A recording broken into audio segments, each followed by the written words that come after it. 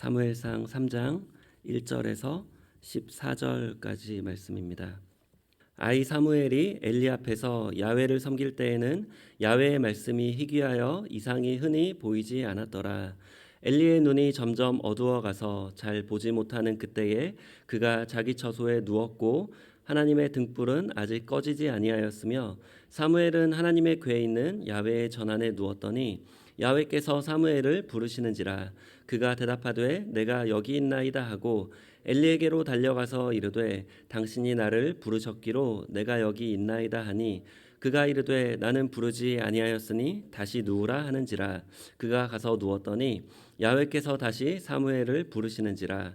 사무엘이 일어나 엘리에게로 가서 이르되 당신이 나를 부르셨기로 내가 여기 있나이다 하니 그가 대답하되 내 아들아 내가 부르지 아니하였으니 다시 누우라 하니라. 사무엘이 아직 야훼를 알지 못하고 야훼의 말씀도 아직 그에게 나타나지 아니한 때라. 야훼께서 세 번째 사무엘을 부르시는지라. 그가 일어나 엘리에게로 가서 이르되 당신이 나를 부르셨기로 내가 여기 있나이다 하니 엘리가 야훼께서 이 아이를 부르신 줄을 깨닫고 엘리가 사무엘에게 이르되 가서 누웠다가 그가 너를 부르시거든 내가 말하기를 야훼여 말씀하옵소서 주의 종이 듣겠나이다 하라 하니 이에 사무엘이 가서 자기 처소에 누우니라. 야훼께서 임하여 서서 전과 같이 사무엘아 사무엘아 부르시는지라. 사무엘이 이르되 말씀하옵소서 주의 종이 듣겠나이다 하니 야훼께서 사무엘에게 이르시되 보라 내가 이스라엘 중에 한 일을 행하리니 그것을 듣는 자마다 두 귀가 울리리라. 내가 엘리의 집에 대하여 말한 것을 처음부터 끝까지 그날에 그에게 다 이루리라. 내가 그의 집을 영원토록 심판하겠다고 그에게 말한 것은 그가 아는 죄악 때문이니 이는 그가 자기의 아들들이 저주를 자청하되 금하지 아니하였음이니라. 그러므로 내가 엘리의 집에 대하여 맹세하기를 엘리 집의 죄악은 제물로나 예물로나 영원히 속죄함을 받지 못하리라 하였노라 하셨더라. 아멘. 오늘은 구약의 그리스도 47번째 시간인데요. 저는 오늘 본문 말씀을 가지고 하나님 나라의 원리와 질서라는 제목으로 함께 은혜를 나누고자 합니다. 사무엘 상하는 역사적으로 사사시대의 끝에 위치합니다. 사사시대의 영적 혼란과 타락의 원인을 왕이 없었기 때문이라고 결론을 내리는데 그 왕을 소개하는 책이 바로 사무엘 상하입니다. 그런데 사무엘 상을 보면 다윗 왕부터 바로 소개하지 않고 사무엘의 출생부터 이야기합니다. 이게 바로 인간의 역사와 하나님의 역사의 차이입니다. 인간 왕들의 신화를 보면 갑자기 이렇게 태어나고 등장합니다. 저는 밀양박씨인데 이제 시조가 박혁거세입니다. 박혁거세는 신라의 1대 왕인데 알에서 태어났다고 전해집니다. 물론 거짓이겠죠. 고조선의 1대 왕인 단군 왕검도 곰이 100일 동안 쑥과 마늘을 먹고 사람이 된 웅녀와 이제 하늘의 신인 환인의 아들 환웅 사이에서 이렇게 태어납니다. 이렇게 인간의 왕들이 갑자기 등장하는 이유는 미리 준비할 수 없기 때문이고 미리 알 수 없기 때문이고 뭔가 또 있어 보이게 하려고 거짓말로 이렇게 신비한 이야기를 꾸며내기 때문입니다. 그게 바로 인간의 한계이자 인간의 역사입니다. 하지만 역사의 주인이신 하나님은 왕을 준비하는 사람을 먼저 보내시고 그 후에 왕을 보내십니다. 왜냐하면 하나님은 과거, 현재, 미래를 모두 다 아시고 주관하실 능력이 있기 때문입니다. 하나님은 사무엘을 먼저 보내셔서 다윗 왕을 준비시키십니다. 사무엘도 그냥 태어나지 않고 절대적 절망이었던 불임 가운데서 하나님의 초자연적인 능력으로 태어납니다. 이것은 누가복음에서 이제 예수님이 등장하시는 모습과 비슷한데 누가복음도 예수님이 바로 등장하는 것이 아니라 예수님을 준비하는 세례 요한의 출생부터 다루고 있습니다. 그리고 세례 요한도 불임 가정이었던 사가랴와 엘리사벳 사이에서 하나님의 능력으로 태어납니다. 사무엘이 다윗에게 기름을 부어서 왕으로 세웠듯이 세례 요한이 예수님에게 세례를 베풀고 그때부터 예수님은 공생의 사역을 시작하십니다. 이게 바로 하나님의 나라가 세워지는 원리입니다. 하나님은 사건이 아니라 사람을 통해서 일하십니다. 하나님이 일하시는 방식은 오늘날에도 동일합니다. 미국의 유명한 부흥사 드와이트 무디를 세우기 위해서 하나님은 주일학교 교사 에드워드 킴볼을 먼저 준비시키시고 보내셨습니다. 킴볼은 문맹에 가까웠던 무디를 위해서 오랫동안 기도하고 또 복음을 전하며 하나님의 사람으로 세워나갔습니다. 만약에 킴볼이 없었다면 무디는 그저 평범한 구두가게의 수성공으로 인생을 마쳤을 것입니다. 우리도 이 자리에 그냥 나온 것이 아닙니다. 하나님이 부르셔서 이 자리 가운데 나온 줄 믿습니다. 하나님은 저와 여러분을 먼저 준비시켜 주시고 또 다른 하나님의 사람들을 세워나가 주실 줄 믿습니다. 중요한 것은 하나님 나라의 원리와 질서를 깨닫는 것이고 순종하는 것입니다. 지난주에는 사무엘의 출생에 대해서 살펴봤는데 오늘은 사무엘의 부르심에 대해서 살펴보겠습니다.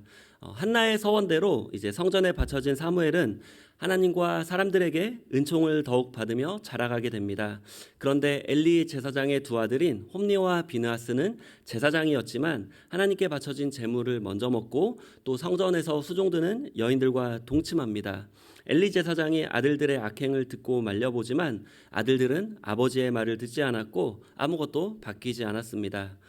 그러던 어느 날 하나님의 사람이 엘리에게 와서 하나님의 심판을 선포합니다. 사무엘상 2장 29절 말씀 함께 보겠습니다. 너희는 어찌하여 내가 내 처소에서 명령한 내 제물과 예물을 밟으며 내 아들들을 나보다 더 중히 여겨 내 백성 이스라엘이 드리는 가장 좋은 것으로 너희들을 살찌게 하느냐. 아멘. 하나님의 사람은 잘못한 엘리의 아들들을 직접 책망하지 않고 그 아버지인 엘리를 책망합니다. 그는 엘리의 아들들이 하나님을 경외하지 않고 제사와 제물을 업신여기는 이유를 엘리가 하나님보다 아들들을 더 소중하게 여겼기 때문이라고 말합니다. 하나님은 아버지인 엘리에게 아들들의 죄에 대한 책임을 물으십니다. 이게 바로 하나님 나라의 질서입니다. 죄에 대한 책임을 물으시는 것도 그 권위자인 아버지에게 물으시는 것이고 또 그 아들들에게 말씀하실 때도 아버지를 통해서 또 하나님의 사람을 통해서 이렇게 말씀하십니다. 어떻게 보면 오늘 본문에서는 사무엘의 순종과 또 엘리의 불순종을 대비해서 보여주지만 더 멀리서 보면은 하나님 나라의 원리와 질서가 잘 보이고 있는 말씀입니다. 엘리는 완전히 이제 자격 미달이었던 제사장이었지만 영적 권위자였던 이제 엘리를 통해서 하나님은 한나를 축복하시고 사무엘을 임신하게 하셨습니다. 하나님은 가정의 영적 권위자였던 아버지 엘리를 통해서 두 아들 홈니와 비느하스도 온전히 세워지길 바라셨습니다. 하지만 결국 그렇게 되지 못했고 결국 하나님은 그 책임을 영적 권위자인 아버지 엘리에게 물었습니다. 하나님은 아들들의 죄를 묵인했던 엘리 제사장의 책임을 이제 물으시고 집안의 심판을 선포하십니다. 사무엘상 2장 30절 말씀 함께 보겠습니다. 그러므로 이스라엘의 하나님 나 야훼가 말하노라 내가 전에 내 집과 내 조상의 집이 내 앞에 영원히 행하리라 하였으나 이제 나 야훼가 말하노니 결단코 그렇게 하지 아니하리라. 나를 존중히 여기는 자를 내가 존중히 여기고 나를 멸시하는 자를 내가 경멸하리라. 아무리 제사장이라 할지라도 하나님을 존중하지 않고 멸시하면 하나님도 그를 존중하지 않고 멸시하신다는 말씀입니다. 그 언약이 깨어지는 부분인데 사무엘상 4장에 보면 이 예언대로 엘리와 홈니와 비느하스가 이제 다 죽게 됩니다. 이어서 하나님은 이제 새로운 제사장, 충실한 제사장을 일으키겠다고 말씀하십니다. 사무엘상 2장 35절 말씀입니다. 내가 나를 위하여 충실한 제사장을 일으키리니 그 사람은 내 마음 내 뜻대로 행할 것이라. 내가 그를 위하여 견고한 집을 세우리니 그가 나의 기름 부음을 받은 자 앞에서 영구히 행하리라. 아멘.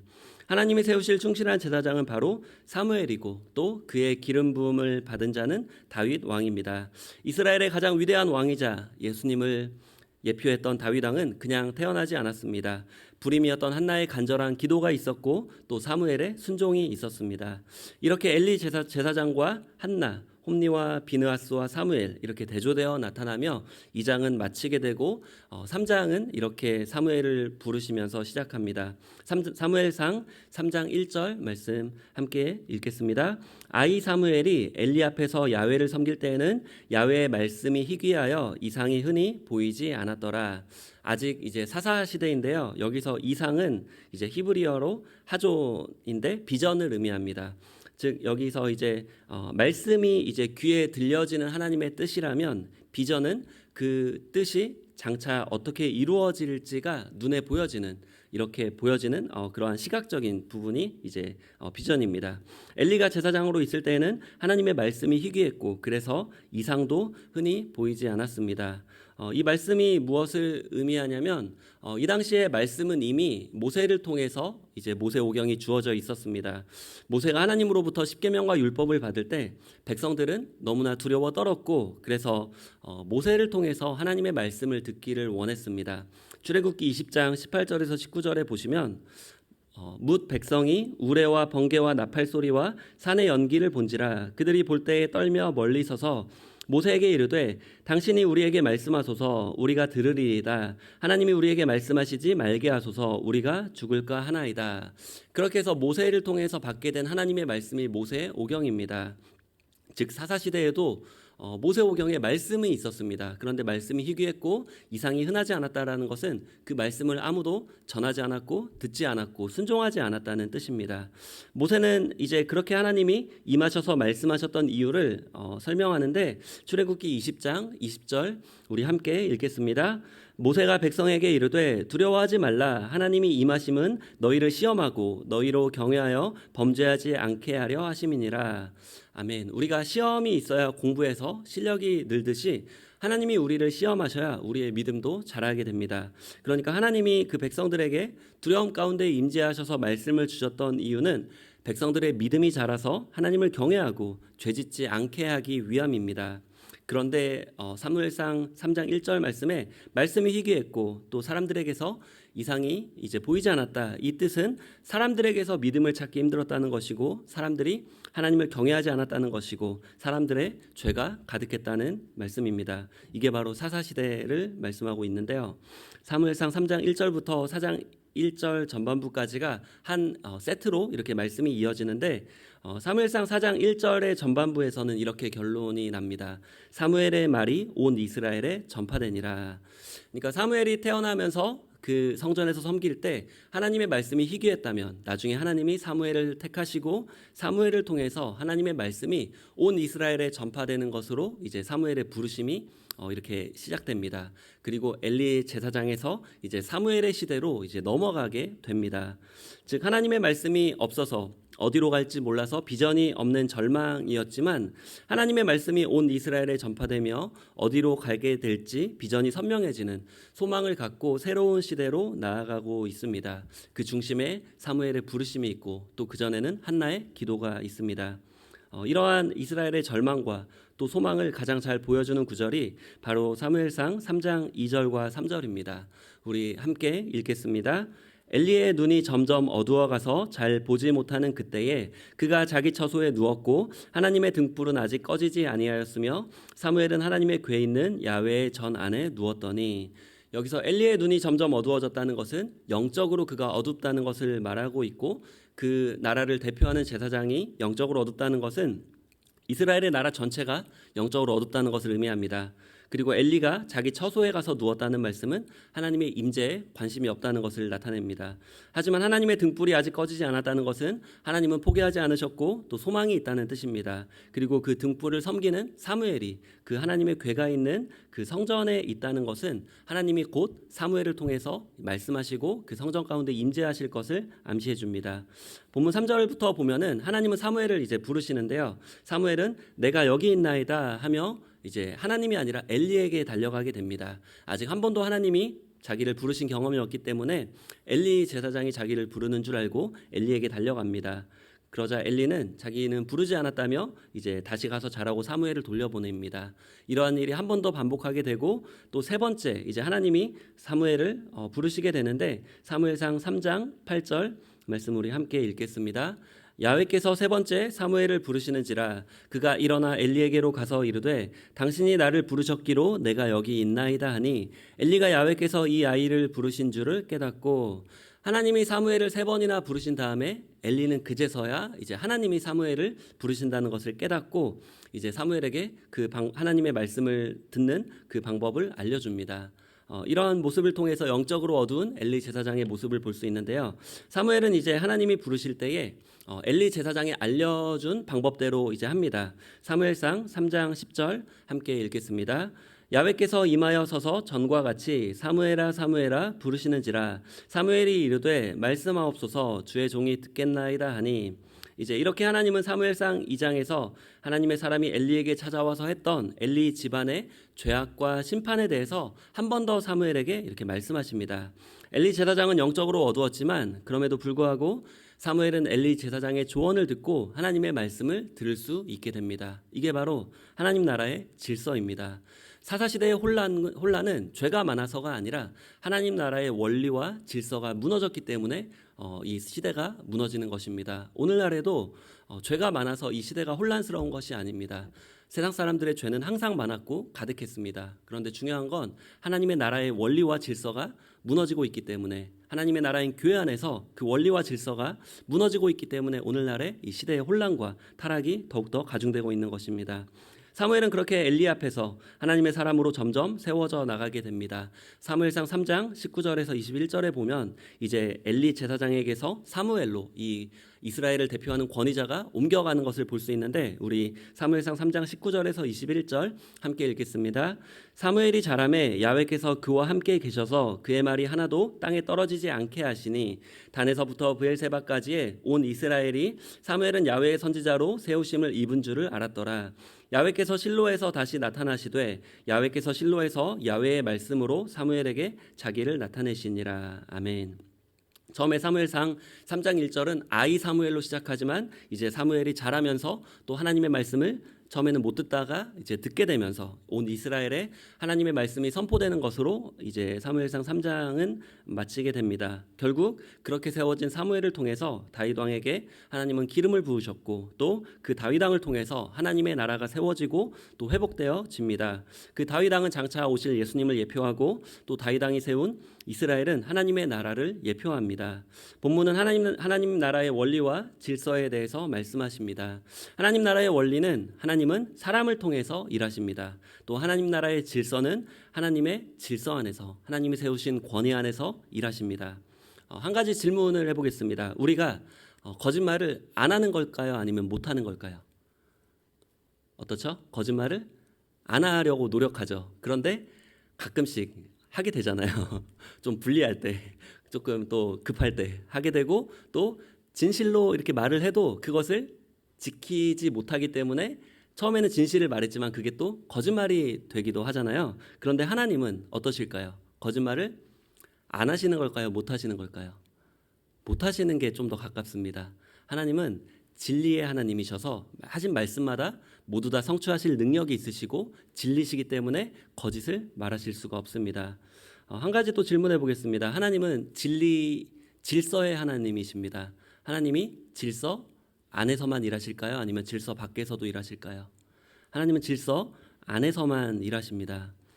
가끔 성도님들 중에 이제 저한테 상담을 요청하시는 분이 있는데, 제가 맡은 이제 교구가 아닌 경우가 가끔 있습니다. 그러면 저는 이제 담당 교구장이신 이제 뭐 전도사님이나 목사님에게 이렇게 보내드립니다.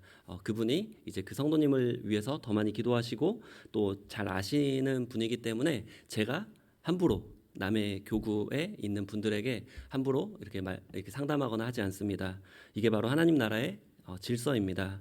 우리가 제가 어렸을 때 이제 저희 집이 조금 어려웠었어요. 아빠가 사업을 시작하시면서 조금 어려웠는데 집에서 고기를 먹었던 기억이 많이 없어요.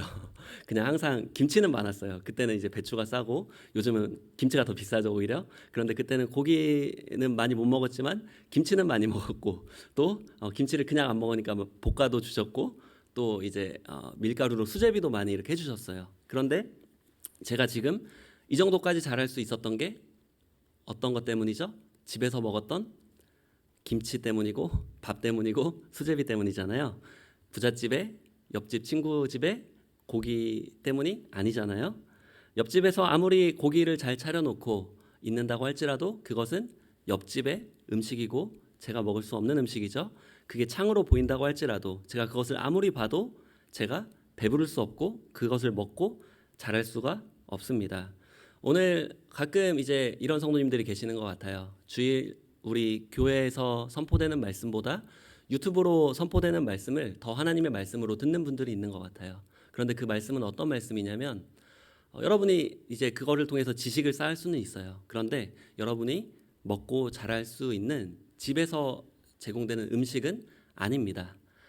옆집의 부잣집의 창문으로 음식이 아무리 화려하게 차려져 있어도 그거는 그 집의 자녀들을 위한 음식이지 우리 집의 음식, 우리 자녀를 나를 위한 음식이 아니라는 거죠. 그래서 이게 하나님 나라의 원리와 질서입니다. 가끔 또 이런 분도 있는 것 같아요. 내가 하나님의 음성을 들었다며 이제 다른 성도님들에게 찾아가서 이제 하나님의 음성을 들었다며 이렇게 말씀하시는 분들이 가끔 있어요. 물론 여기에는 지금 안 계시죠. 그런데 그렇게 말씀하시는 게 하나님의 질서 안에서 말씀하시는 걸까요? 질서 밖에서 말씀하시는 걸까요? 질서 밖에 있죠. 하나님은 질서 밖에서 일하시지 않고 말씀하시지 않습니다. 혹시나 누군가가 그렇게 찾아와서 여러분에게 말씀하신다면 그건 하나님의 일하심이 아니고 오히려 사탄에게 속는 게 될 수도 있습니다. 제가 가장 존경하는 권사님이 계신데 제가 많이 부족해요. 그런데도 이렇게 말씀을 기도하면서 전하는데 제 말씀을 듣고 이제 되게 겸손하게 하나님의 말씀으로 이렇게 받으시는 권사님이 계세요. 그러면서 가끔 저에게 오셔서 나 이렇게 해봐야겠다, 이렇게 해봐야겠다 이렇게 말씀을 하시는데 그 말씀을 들으면 저도 더 기도하게 되고 더 두렵고 떨리는 마음으로 말씀을 준비하고 전하게 됩니다. 그리고 하나님이 그 권사님의 순종을 통해서 일하시는 것을 또 보게 됩니다. 이게 바로 하나님 나라의 원리와 질서입니다. 오늘날의 교회가 약해져 가고 있고 하나님 나라가 무너져 가고 있는데 이것은 세상에 유혹이 커서도 아니고 죄가 많아서도 아니라 하나님 나라의 원리와 질서가 무너지고 있기 때문에 그럽니다. 특히 교회 안에서 더욱더 그런 경우가 많이 있습니다. 바라기는 하나님의 말씀은 이미 주어졌고 우리가 듣지 않고 순종하지 않기 때문에 하나님의 말씀이 희귀할 수 있습니다. 물론 여기 계신 분들은 다 잘 들으시는 분들이지만 우리가 다시 한번 이 하나님 나라의 원리와 질서를 깨달을 때 우리가 그것에 또 순종할 때 하나님의 나라는 우리 안에서 또 우리 교회 안에서 회복되어 갈 줄 믿습니다.